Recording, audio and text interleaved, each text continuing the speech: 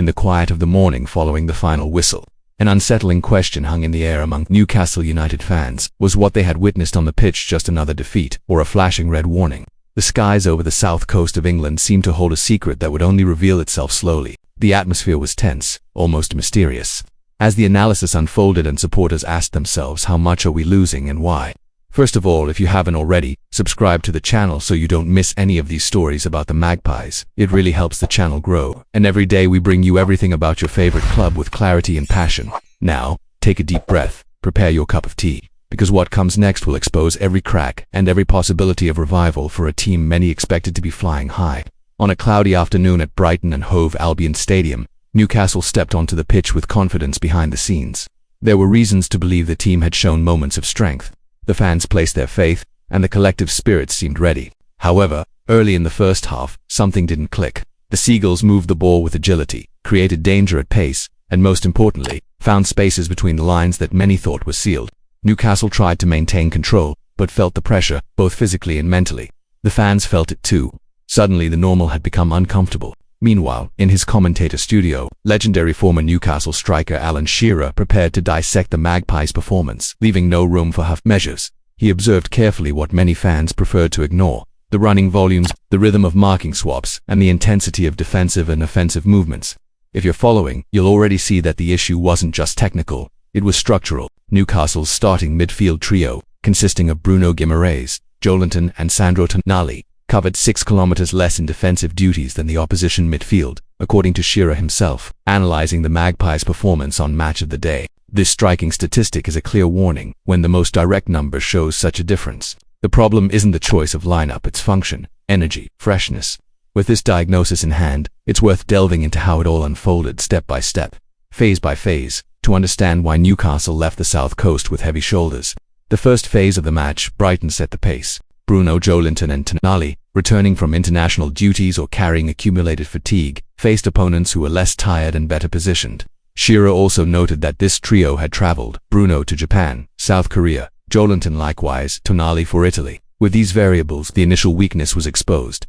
The opposition midfield found the extra man in front of Newcastle's defensive line. As the match progressed into the second phase, Newcastle tried to recover, tried to send signals, but the space that should have closed simply remained wide open. When Bruno attempted to play out, or Joelinton dropped back, or Tonali pushed forward, Brighton was there. Quick passes, clever runs, intelligent movement. The ball passed through zones that should have been guarded and weren't. The defense, midfield and attack didn't operate as a unit as one would expect from a team aspiring to achieve more. Shearer described the performance as unusual for Newcastle. By the third phase, Newcastle did respond.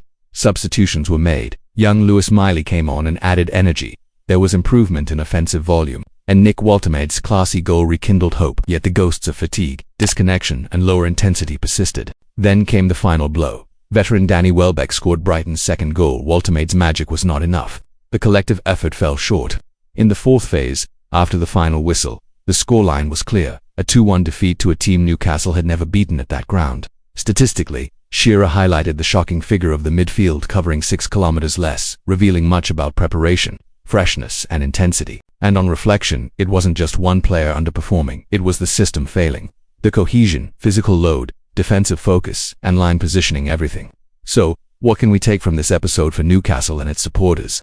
First, individual talent alone does not always solve problems. A respected midfield demands body, energy, and synchronization, and the numbers show the difference was in that zone. Second, for a team aspiring to be among the top, every detail counts: preparation, rest, workload, rotation. Third, this defeat, while painful, offers clues on how the club can realign if it wants to climb. Fourth, we, the fans, must be ready to support but also demand results, not just from new faces but from a system that functions with freshness, clarity and intensity. If you've stayed with me this far, great, because we're not finished yet. Practically, manager Eddie Howe now faces tough decisions: resting players returning from international duty, restructuring rotation, possibly bringing in more youth, perhaps tweaking the formation.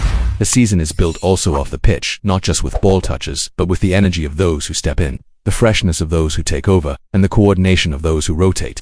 Upcoming fixtures will reveal whether Newcastle has learned or will repeat past errors. To you, Geordie Army, keep an eye on the following matches, watch the running maps, ask where fatigue comes from, observe when the midfield is running less, and if you want to continue this journey with me, subscribe to the channel, activate the notification bell, Let's together uncover the mysteries of this passionate club. No filters, no nonsense. And to conclude, the defeat hurts, yes, but pain is a warning, and a well-received warning can become a lever. Newcastle can learn, adapt, and come back even stronger. We journey together, Geordies, and in the next video, we will bring you the behind-the-scenes, statistics, and the path to recovery. See you there.